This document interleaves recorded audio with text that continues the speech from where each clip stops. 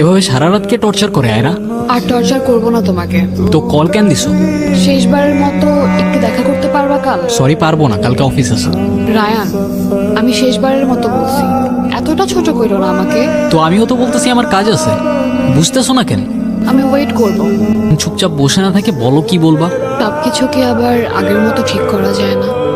সব তো ঠিকই আছে।